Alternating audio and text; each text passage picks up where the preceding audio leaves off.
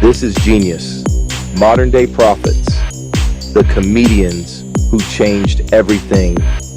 We all grew up catching pieces of this without fully realizing its weight. Comedy isn't just laughs and punchlines. It's a mirror, a weapon, a shield, and most importantly, a truth teller. Few understand the deep role comedians have played in shaping society, exposing hypocrisy, and holding up the uncomfortable truths that no one else dared to say. This lineage starts with Lenny Bruce, the original rebel who tore down censorship with nothing but his words. He was jailed, ridiculed, and hunted because he dared to say what the establishment wanted buried. Bruce didn't just perform, he prophesied. He told audiences. The role of a comedian is to make the audience laugh at a truth they didn't know they knew. Bruce was not just a funny man. He was a prophet warning society that silence was death. From Bruce, the torch passed to Moms Mabley, a powerhouse who broke barriers before many of the names you hear today. She lit up the Apollo Theater with fearless social commentary, tackling race, gender, and inequality in a world that tried to silence black women.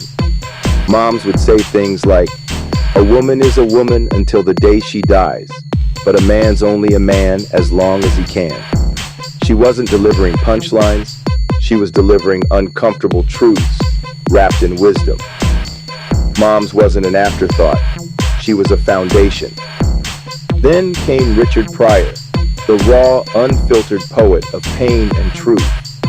Pryor tore off the mask society forced black people to wear and showed the world the real stories.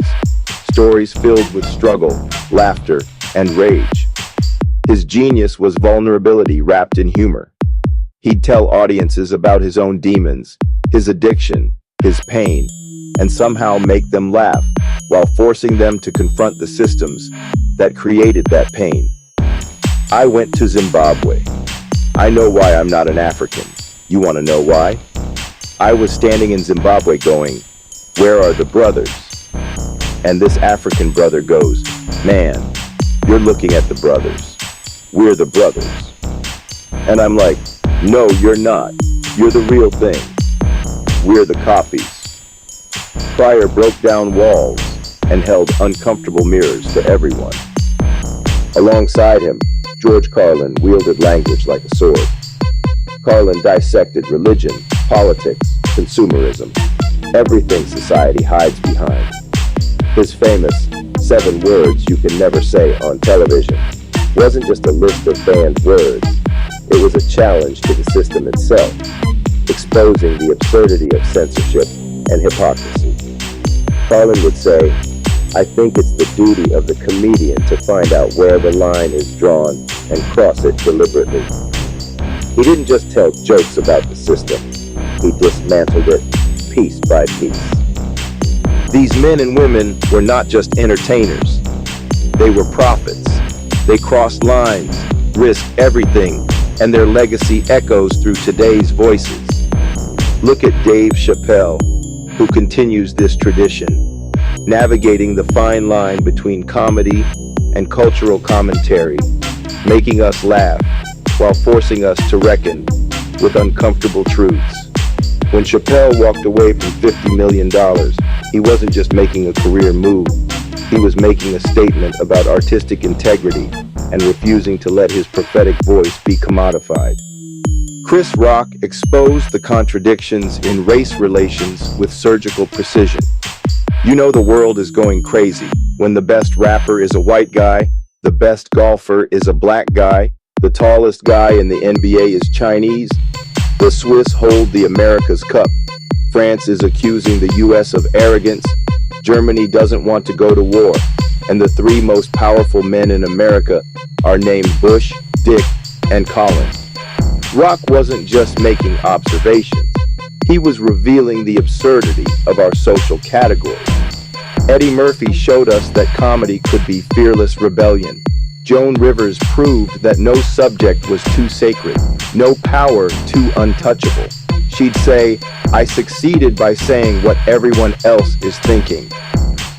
Bill Hicks turned comedy into philosophy, warning us about consumerism and media manipulation decades before it became obvious to everyone else.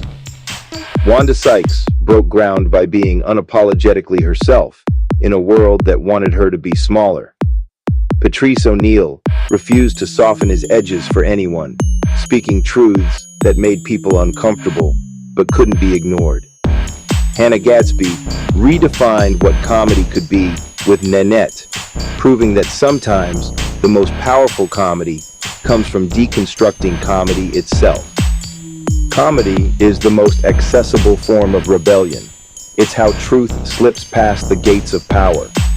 These modern-day prophets don't wear robes or carry scrolls. They use words, timing, and fearlessness. The genius is that comedy works on multiple levels. It entertains, disarms, and awakens. When a joke lands, it cracks open minds. It invites us to see ourselves and our world differently. A well-crafted joke can do what 1,000 essays cannot.